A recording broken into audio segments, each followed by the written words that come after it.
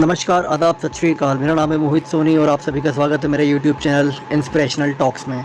आज हम बात करेंगे रेफ्रिजरेशन साइकिल के बारे में। इसे हम वेपर कंप्रेशन रेफ्रिजरेशन सिस्टम भी कहते हैं। इसे समझने से पहले मैं आपको इसके एप्लीकेशंस बता देता हूँ, मतलब हम इस साइकिल का यूज़ कहाँ कहाँ करते हैं पहले मैं आपको ये समझा देता हूँ। हमारे घरों में यूज़ होने वाले एयर कंडीशनर यूनिट्स, चाहे वो विंडो एसी हो, स्प्लिट एसी हो, कैसेट एसी हो, टावर एसी हो या डक्टेबल एसी हो।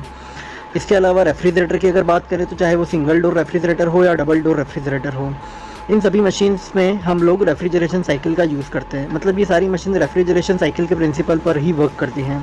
इसके अलावा अगर हम बात करें तो deep freezer, VC cooler, central air conditioning plant, VRF, ये सभी यूनिट्स बड़े बड़े होटल्स में या किसी रेस्टोरेंट में आपने देखा होगा, तो इन सभी यूनिट्स में भी रेफ्रिजरेशन साइकिल का ही यूज़ किया जाता है। ये सारी मशीन्स रेफ्रिजरेशन साइकिल के प्रिंसिपल पर ही वर्क करती हैं। अब अगर हम इसकी वर्किंग की बात करें तो इसमें 4 मेन कंपोनेंट होते हैं: compressor, condenser coil, expansion valve and evaporator coil. इन चारों का अपना अपना एक अलग अलग फंक्शन होता है। कंप्रेसर का जो मेन फंक्शन होता है वो होता है रेफ्रिजरेंट के प्रेशर को इंक्रीज़ करना। कंडेंसर कॉइल का जो मेन फंक्शन होता है वो होता है वेपर रेफ्रिजरेंट को लिक्विड रेफ्रिजरेंट में कन्वर्ट करना। एक्सपांशन वाल्व का जो मेन फंक्शन होता है वो होता है रेफ्रिजरेंट के प्रेशर को डिक्रीज़ करना। और इवेपोरेटर कॉइल का जो मेन फंक्शन होता है वो होता है लिक्विड रेफ्रिजरेंट को वेपर रेफ्रिजरेंट में कन्वर्ट करना।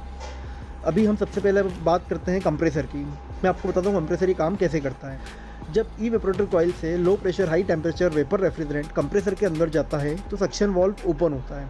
जब ये सक्शन वाल्व ओपन होता है और रेफ्रिजरेंट अंदर जाता है तो कंप्रेसर का जो पिस्टन होता है वो मूव करता है, तो ये जो रेफ्रिजरेंट का प्रेशर है इसको इंक्रीज़ कर देता है। जब ये रेफ्रिजरेंट का प्रेशर इंक्रीज़ हो जाता है तो डिस्चार्ज वाल्व ओपन होता है और ये हाई प्रेशर और हाई टेम्परेचर का वेपर रेफ्रिजरेंट कंडेंसर कॉइल के अंदर चला जाता है।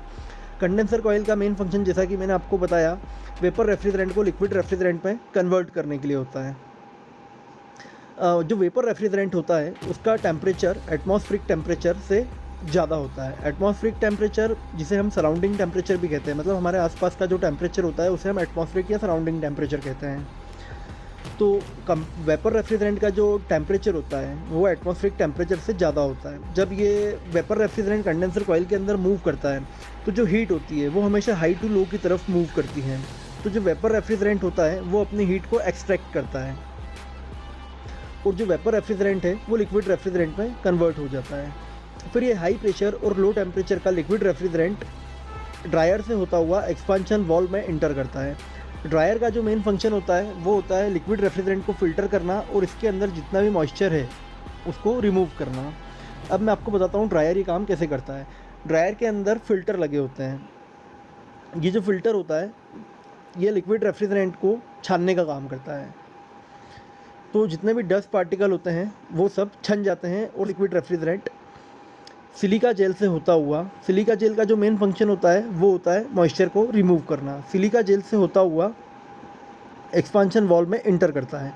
एक्सपांशन वाल्व का मेन फंक्शन मैंने आपको बताया कि रेफ्रिजरेंट के प्रेशर को डिक्रीज़ करना, मतलब कम करना।